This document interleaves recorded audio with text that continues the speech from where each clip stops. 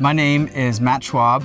I am the owner, founder of Holdfast Oyster Company here in Sneads Ferry, North Carolina. I grow Stones Bay oysters about 8 miles from the mouth of the Atlantic. This greatly contributes to the flavor, along with the fact that I grow them on the bottom and not sitting on the top. A lot of oysters you see in North Carolina are either really, really briny or very mild, and mine sit right in the middle.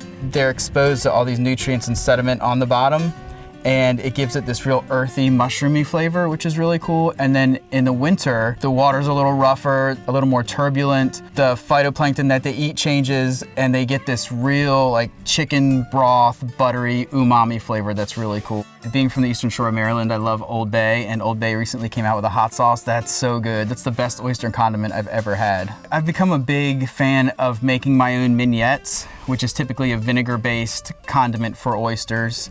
I also do this mezcal cilantro mignette that's really, really cool. A little smoky flavor with some cilantro on the cold oyster. It's really good. What really drew me to oyster farming is that oysters facilitate community, whether it's in nature by a natural oyster reef bringing together all these different species of fish, or whether it's with people, strangers gathered around a raw bar or a weekend family oyster roast. These bottom cages that I use provide habitat for a number of recreational and commercially important fish.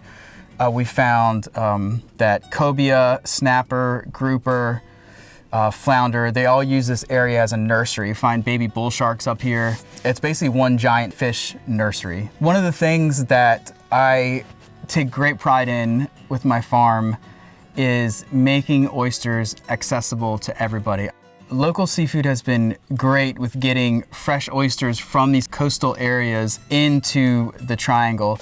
We started working with Lynn and Ryan in 2016.